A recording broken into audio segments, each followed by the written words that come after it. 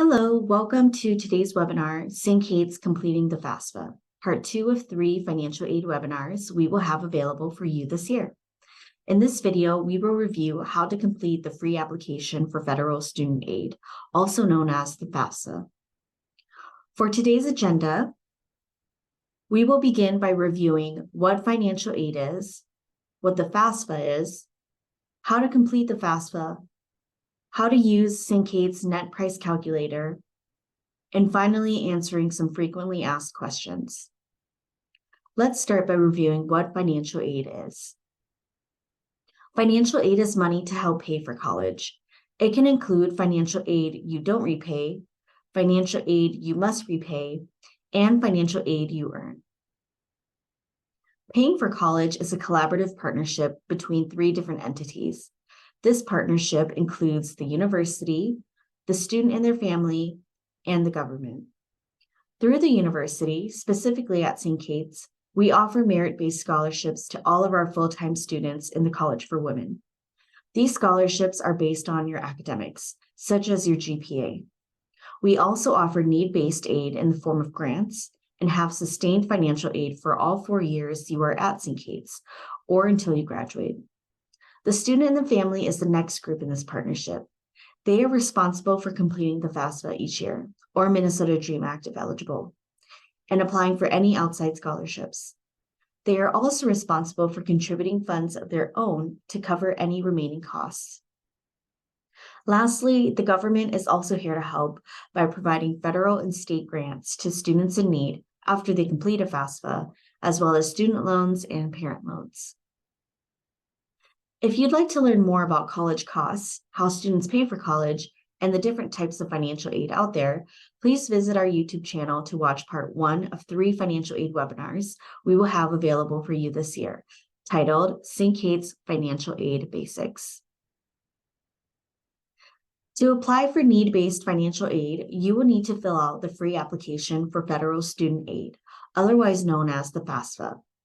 The FAFSA is a universal form that you will need to complete and submit if you are interested in receiving any financial aid. To be eligible to complete the FAFSA, you must be a U.S. citizen or identify as an eligible non-citizen. To be an eligible non-citizen, you must meet one of the following criteria. You are a U.S. permanent resident with an alien registration card. You are a conditional permanent resident with an I-551C card.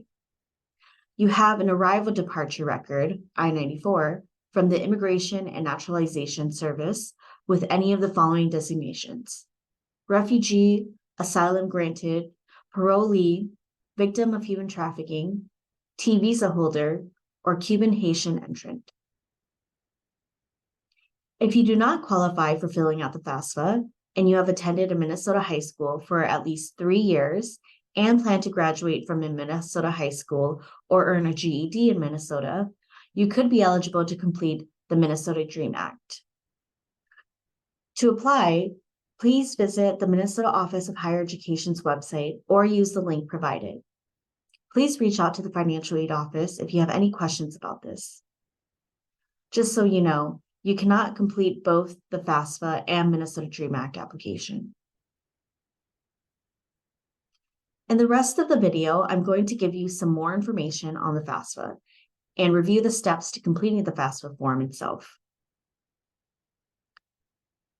As previously mentioned, the FAFSA stands for Free Application for Federal Student Aid and is an application for federal student aid. The FAFSA uses prior tax information to determine your eligibility for aid. For example, 2022 tax information is used for the 24-25 FAFSA. It is free to apply. More than 99% of FAFSA forms are filed electronically. However, there are other options for individuals unwilling to or unable to file electronically, using the paper or PDF FAFSA form, also available on studentaid.gov. Schools like St. Kate's uses your FAFSA information to determine your eligibility for need-based aid. FAFSA tells us your family's eligibility for need-based financial aid. To the extent they are able, parents have the primary responsibility to pay for their dependent children's education. Students also have a responsibility to contribute to their educational costs. A family is evaluated on their ability to pay, not willingness. In addition to that, a family's ability to pay must be evaluated in an equitable and consistent manner. Any student, regardless of income, who wants to be considered for federal, state, or school financial aid programs should apply. In the rest of the video, I'm going to review the steps to completing the FAFSA. To get started, you will go to studentaid.gov. Before you start the FAFSA form, you will need a verified account username and password, also known as an FSA ID, your parent or spouse contributor name, date of birth, social security number, and email address, and if required, income and asset information. It takes most people less than 1 hour to fill out the FAFSA form, including gathering any personal documents and financial information needed to complete it. Let's start by creating an FSA ID for you, the student. Your FSA ID is created in real time so that you and any other contributor can use it immediately to enter the FAFSA form. From the studentaid.gov homepage, you will want to hover over FAFSA form at the top and select Complete the FAFSA form. From there, click on Start a New Form for 24-25 if you haven't already started the application. Please note that there are 2 FAFSA applications available on the website, one for the academic year 2023-2024 and one for 2024-2025. If you plan to attend college in fall 2024, you will want to complete the 24-25 FAFSA. After you click on Complete the FAFSA form, you will be prompted to log in. Since you don't have an FSA ID yet, we will select Create an Account. It is important to note that the username and password we will be creating will be the same username and password that you will use every year in college to fill out the FAFSA. It's also used to complete other online forms, so make sure to keep this information handy. To create your FSA ID, you would need your social security number as well as an email address. If you are a student from the freely associated states, you may not have a social security number. You will want to visit studentaid.gov for next steps. Once you have your social security number and email address, you're ready to get started. There are 7 steps you need to complete in creating an FSA ID. You will begin by entering your personal information. Once you are done, click Continue to proceed. If you are a citizen from the freely associated states and do not have a social security number, or you are a parent or a spouse of a student who is applying for aid and do not have a social security number, you are still eligible to create an FSA ID and should select the checkbox depicting that status at the bottom of the page. Click Continue to proceed.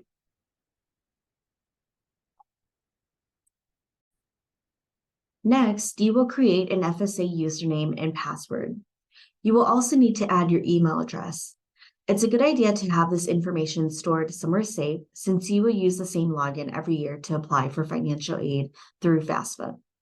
Your parent and spouse should also save their information for each year as well. Parents can even use the same login to provide information for multiple children in college. Next, you will confirm your mailing address and optional phone information. Next, you will confirm your communication and language preferences. After that, you will create 4 different challenge questions in the event you forget your username and password to unlock your account. Make sure to store these questions and answers in a safe place as well. The second to the last step is to confirm and verify your information from the previous steps. Once everything looks good, you can continue to the last step. Finally, the last step in creating your FSA account is to enable two-step verification.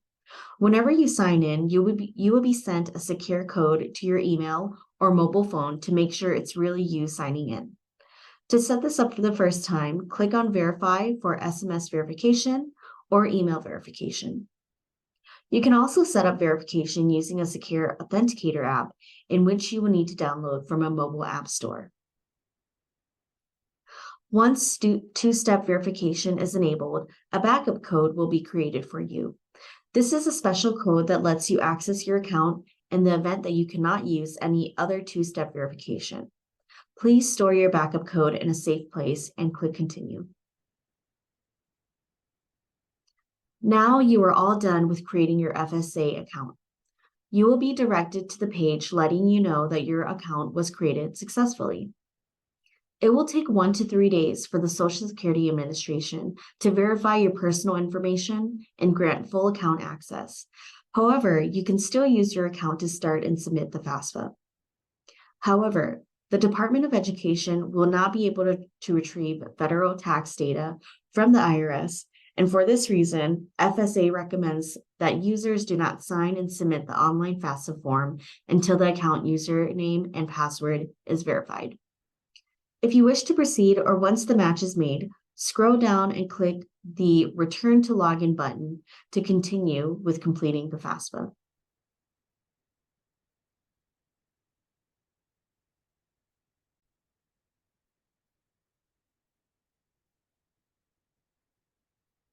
The next section of this recording will walk you through completing the FAFSA. Log in using the FSA username and password you just created. Select how you want to verify your account and input the code when requested. Review your information, communication, preferences, and terms and conditions before you continue. As the student, select Student and Continue. The FAFSA starts with 4 introductory videos to help you understand the FAFSA form. After watching, click Continue. You will then need to review your information again before moving forward. If you need to make any changes, you can click on Account Settings to update your information. Next, you'll be asked to provide your legal state of residence and when you became a legal resident of that state. Also note, if you are unsure about how to answer something, make sure to use the hints on the right side of the text boxes depicted by a small question mark inside a circle. In this case, enter the month and year when you became a legal resident in the state you reported as your state of legal residence. If you were born in this state, enter the month and year you were born. Your state of legal residence will use this information to determine if you meet its criteria for state financial aid. Starting for the 24-25 aid year, the IRS and federal student aid have worked together to establish a secure connection between both agencies to disclose certain federal tax information for FAFSA purposes. You, as well as any additional contributors identified on the FAFSA form, must provide consent and approval. Even if one of your contributors does not have a Social Security number, didn't file taxes, or filed taxes outside of the U.S., consent and approval are still required. If any of your contributors do not provide consent and approval or refuse to provide them, you won't be eligible for federal student aid.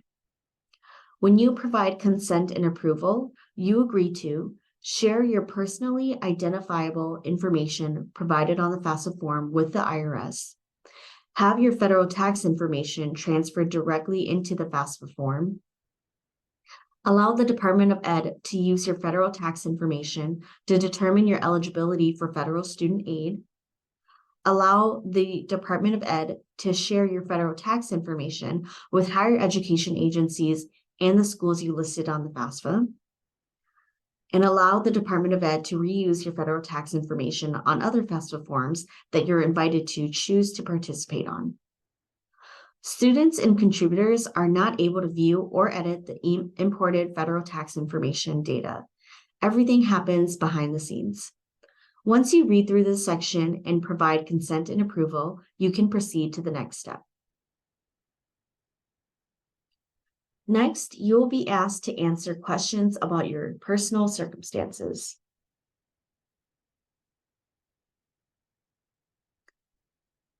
You will be asked about your marital status. This is a marital status as of today, the date the application is signed. Marital status cannot be projected. For demonstration purposes, we will select single, never married. You will be then asked about your college or career school plans. The first question asks what year in college you will be in 24-25. Please note a student's grade level is not based on the number of years the student has attended college, but on work completed toward the degree or certificate.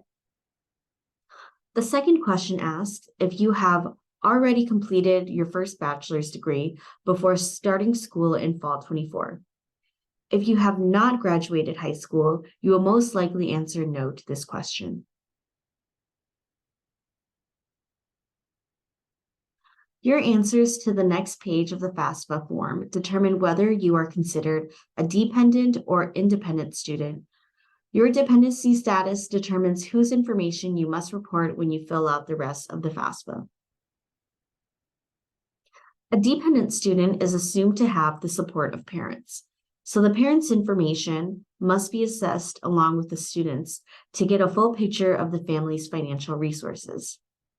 If you are a dependent student, your parents' income and assets must be provided on the FAFSA. However, it doesn't mean your parents are required to pay anything towards your education.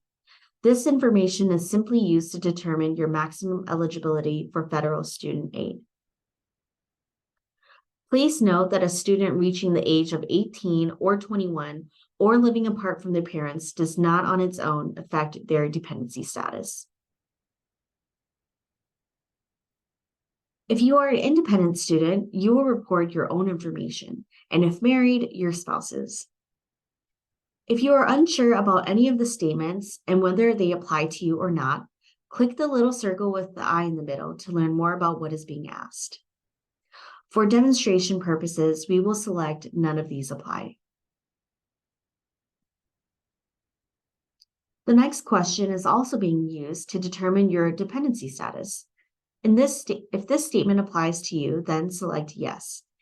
In this case, we will select no and proceed. Lastly, the FAFSA form will ask you if there are any unusual circumstances that would prevent you from contacting your parents or pose a risk to you if you did contact your parents. If you do meet any of the unusual circumstances listed or are otherwise unable to contact or locate your parents, select yes. For demonstration purposes, we will select no and proceed. However, if you are a student who did answer yes to any of the dependency questions, you will be granted the dependency status of provisionally independent and will be able to complete and submit the form without parent information. By selecting no to all of the dependency questions, for demonstration purposes, we have identified ourselves as a dependent student. This means we must provide parent information on the FAFSA form. If your parents are unwilling to provide their information and there are no unusual circumstances that prevent you from contacting or obtaining your parents' information, you may not be able to receive any federal student aid. The most you would be able to get, depending on what the financial aid office at your college or career or trade school decides, would be an unsubsidized direct loan. If your parents are unwilling to provide information in this case, select yes. If they are willing to provide information, select no. The next couple of questions will be about your legal parents, biological or adopted, and will help determine which parents should provide information on the FAFSA form as a contributor. A contributor refers to anyone, you, your spouse, your biological or adopted parent, or your parent's spouse, who's required to provide information, consent, approval, and a signature on your FAFSA form. Each contributor will complete their own section of the FAFSA form. The first question asks if your biological or adoptive parents are married to each other. Let's run through a couple of scenarios before proceeding. In scenario 1, the student selected yes. Therefore, you must provide information for both parents. But what if your parents are not legally married but do live together? In scenario 2, the student selected no for married, and a new question popped up. The next question asks if they live together, and the student selected yes. Here, we still need the student to provide information for both parents on the FAFSA. How about if your parents are not legally married and do not live together? In scenario 3, another question will pop up and ask if one of your parents provided more financial support for you than the other parent in the last 12 months. If yes, you will be asked if this parent is remarried as well. If they have not remarried, then you will only need to provide information for the parent who provided the more financial support for you. If this parent did remarry, then you will need to provide information for both the parent that provided more financial support as well as your step-parent, as seen in scenario 4. What if both your biological or adopted parents provided the same amount of financial support? In scenario 5, the student answered no to one parent providing more financial support for the other parent. Now, to determine which parent to provide information for on the FAFSA, you will provide information on the parent with a greater income and assets. If they have not remarried, then you only need to provide information for that one parent. If they have remarried, as shown in scenario 6, then you will need to provide information for both that parent and step-parent. There is a neat visual found on studentaid.gov to help walk you through these steps if you have any questions. Now, back to the FAFSA form. For demonstration purposes, we will assume this student's parents are not married, but do live together, and equally provide the same amount of financial support for the student. Therefore, we will use the parent with greater income and assets on the FAFSA. This parent is also remarried, so we will need to provide information for both the parent and step-parent as contributors. It is important to note that contributors who are identified in the FAFSA form are not financially responsible for your educational expenses. In this screen, you will invite your parents to complete their portion of the FAFSA. It is recommended that you start by inviting one parent to fill out the FAFSA form. In this case, the student should only complete the box titled Parent Who Will Fill Out This Form. If your parent has already created a studentaid.gov account, the information you provide must exactly match that account except for email address. Only the email address does not need to match the email associated with their account. You just need to use the email address that you know is most likely to reach your contributor. If your parent has a Social Security number, you are required to provide this number when inviting them to contribute to your FAFSA form. Do not indicate that a contributor does not have a Social Security number simply because you don't know that number. If they do in fact have a Social Security number, indicating that they don't would cause delays when they try to create an account and contribute the required information on your form. If your parent does not have a Social Security number, you can still invite them to complete the FAFSA as a contributor. Include all the necessary information and then check the box labeled, My parent does not have a Social Security number. Once all information is filled out, click Send Invite, then proceed to the next page. Now that we've invited your contributors, the next section of your FAFSA form relates to student demographics. You will be asked questions such as gender and race and ethnicity. These questions are not used for financial aid eligibility, but are used for research purposes only. You will also be asked about your citizenship status. Remember, you do need to identify as a U.S. citizen or national or eligible non-citizen to be eligible for federal student aid. There are questions asking for your parents' educational status, and if your parent or guardian was killed in the line of duty while either serving on active duty as a member of the U.S. Armed Forces on or after the events of 9/11, or performing official duties as a public safety officer. You will also be asked what your high school completion status will be at the beginning of the 24-25 school year. For example, if you are graduating high school in June of 2024, you should select high school diploma. By selecting high school diploma, you will be asked what high school you will graduate from. Start by entering the state where your high school is located. City will pop up for you and to enter as well, and then so will high school name. Click on your high school and then confirm its information on the next page. The next section of the FAFSA relates to your financial information. If your FSA ID has not been fully matched, you can come back to your form at a later date to save you time completing the FAFSA. If you would like to proceed, click Continue. The first question here asks if you have filed or will file your taxes for base year 2022, specifically the 2022 IRS Form 1040 or 1040 NR. For demonstration purposes, let's assume this student did not work in 2022. Therefore, they did not file taxes for the 2022 tax year. If you did work in 2022, generally, you don't need to file your gross if your gross income was under the filing requirement in 2022. Here, we will select No for the first question.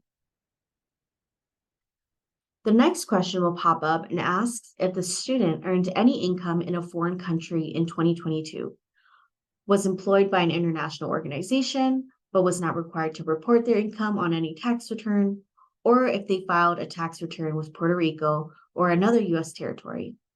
For demonstration purposes, we will select No. This student did not earn any income in 2022. The following questions are related to your assets. An asset is a property that the family owns and has an exchange value. Assets include your savings and checkings account balances, as well as the value of any investments such as stocks, bonds, and real estate, excluding your primary residence. Report the current amounts of your assets as of the date you signed the FAFSA form, rather than reporting the 2022 tax year amounts. The second to last section of the FAFSA form is selecting colleges you are considering to automatically receive an electronic copy of your FAFSA information. You can search for colleges and career schools by school name, state, or school code, and can add up to 20 schools at once. If you're interested in sending your FAFSA information to St. Kate's, our school code is 002342. The last step in completing your part of the FAFSA is signing it. You will want to carefully review the summary page and electronically sign once you are ready. Your FSA ID, username and password, will serve as your signature on the online FAFSA. If you completed the FAFSA as an independent student, the final page would say, "Congratulations," and you are done with the FAFSA. However, since this student still needs their parent to complete their portion of the FAFSA, we are not done yet, and this page is letting us know that we're almost there and that the student section is complete. Next, we will review what a contributor might see when they get invited to fill out the FAFSA and what their portion of the student's FAFSA looks like. To begin, parents or other contributors will receive an email titled "Help Student with their FAFSA form" from the U.S. Department of Education. In that email, you will be asked to create an FSA ID if you don't already have one. Please note that FAFSA forms are deleted after 45 days of inactivity.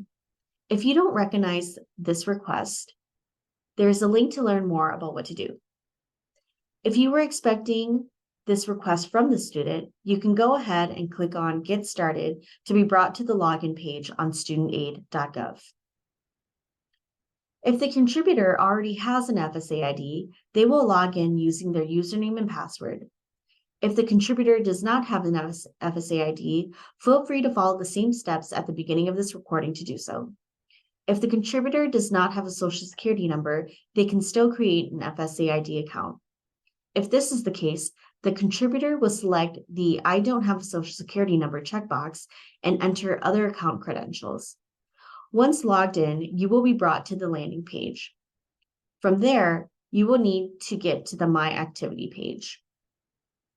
To do that, you will click on your name on the upper right-hand corner and select My Activity from the dropdown.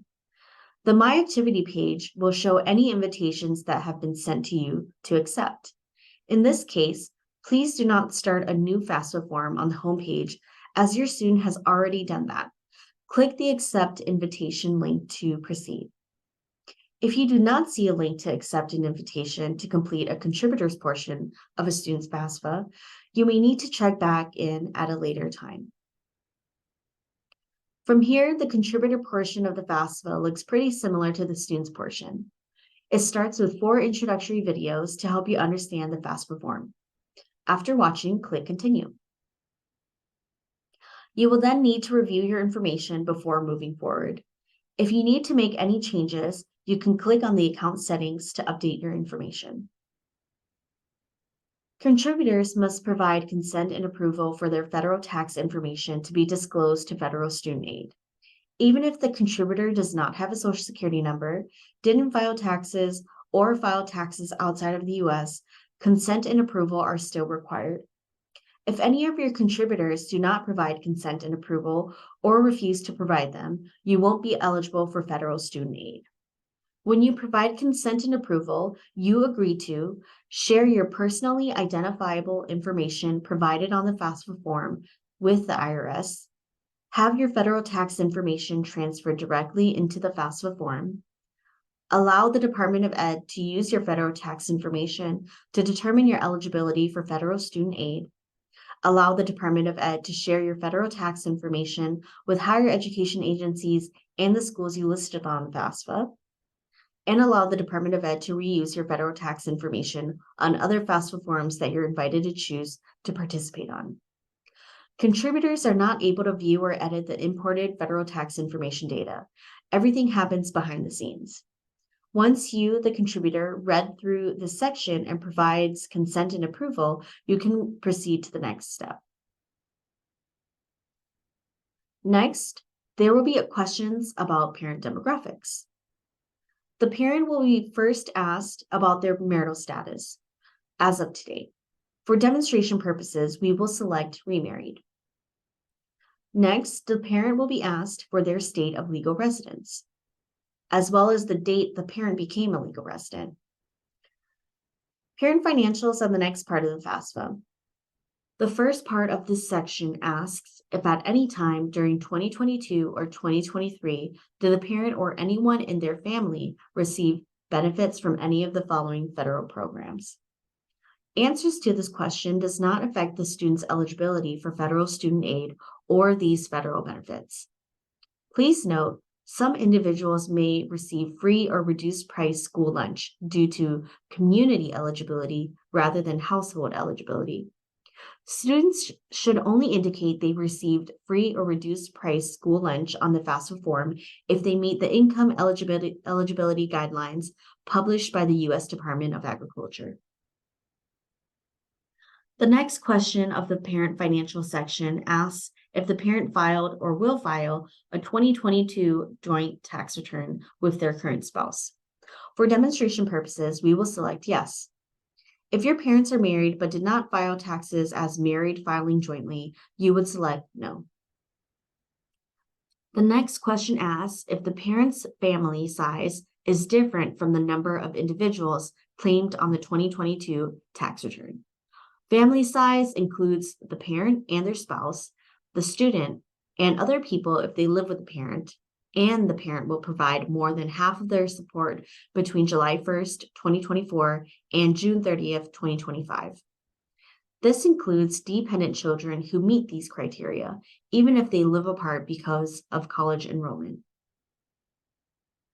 If your parent answered yes to this question, they would be given an option to report the number of children, or any other dependents that meet this criteria to determine your family size. For demonstration purposes, we will assume the number of individuals claimed on the 2022 tax return is the same as the family size. Next, you will report the number of people in college between July 1st, 2024 and June 30th, 2025 in the parent's family. Do not include any parents in college in this number.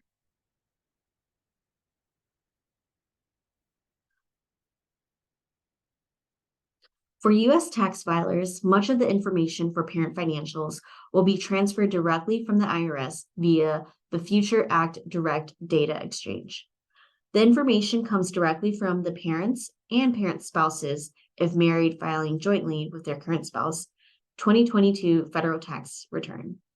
However, there will be instances where manual entry of tax information will be necessary. For example, the question shown on this page is asking if there was any college grant and scholarship aid that your parents reported as income to the IRS for 2022. This question doesn't usually apply to first-time applicants. The second question here is asking the parent to enter the amount of foreign earned income exclusion claimed on their 2022 federal taxes. This amount is found on Schedule 1 of the Form 1040. Once the parent financial section is completed, the last step is to electronically sign. You will want to carefully review the summary page and electronically sign once you are ready. The parent contributor's FSA ID, username, and password will serve as their signature on the online FAFSA. For this specific scenario, the student's FAFSA is complete. Here we see the congratulations page letting us know that the FAFSA has been submitted and no additional information is needed at this time. Because the parent and step-parent in this scenario filed their 2022 taxes jointly, the step-parent did not need to sign the FAFSA. It was not a required contributor. Refer to the FAQ section later in this recording to learn more about when parent 2, a step-parent, or other contributor does need to provide their information as a required contributor. The parent can also see the status of the FAFSA form on the My Activity page. You can get to that by clicking on your name in the upper right-hand corner and clicking on My Activity.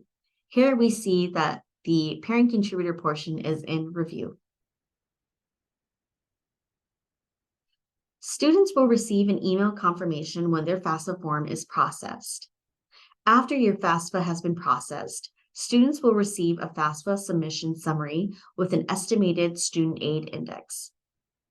Schools will use your SAI or student aid index to assess how much financial aid they will offer you.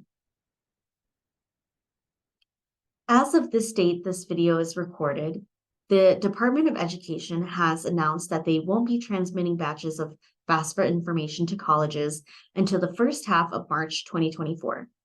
Students won't be able to make corrections to their form until the first half of March 2024 as well.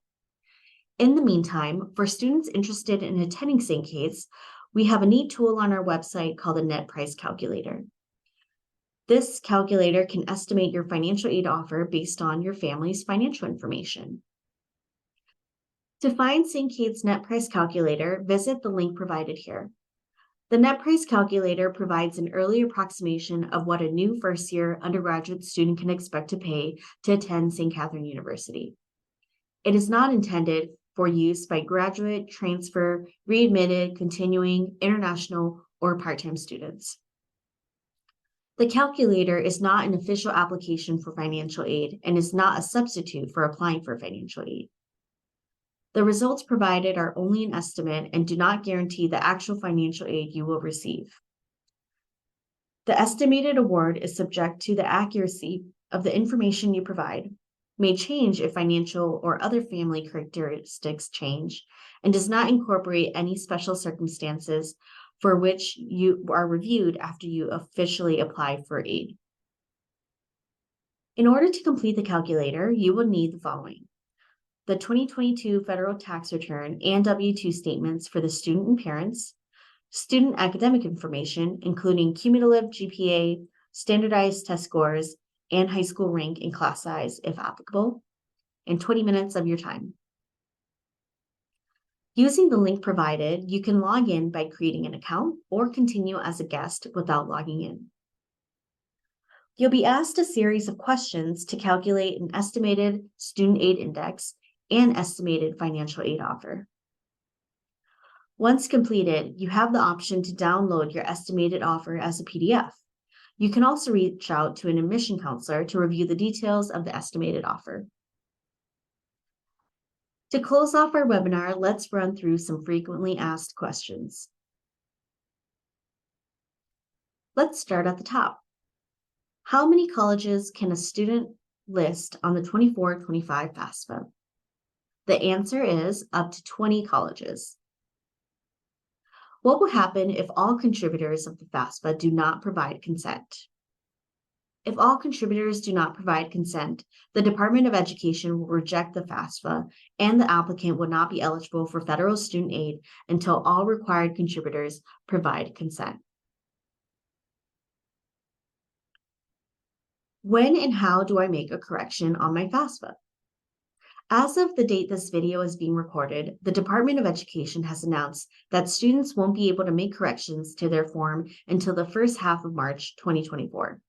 If you make a mistake when submitting your FAFSA form, for instance, if you submit your form without required contributor information or without your signature, don't worry. You'll be able to correct the error as soon as your form is processed in the first half of March. This also includes adding schools that you may have missed to the FAFSA. How do I check to see if my FAFSA has been processed?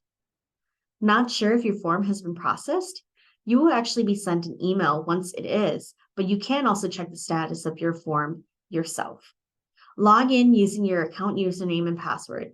You'll navigate to your account dashboard. Select 2024-2025 FAFSA form from the My Activity page. What are some reasons a contributor might be asked to manually enter financial information on the FAFSA? Some reasons include 1. The contributor's marital status has changed since filing their Internal Revenue Service tax return for the applicable tax year. For example, parents filed a joint tax return but are separated, divorced, or remarried when filing the FAFSA. 2. The contributor filed taxes in a U.S. territory, Commonwealth, or foreign country.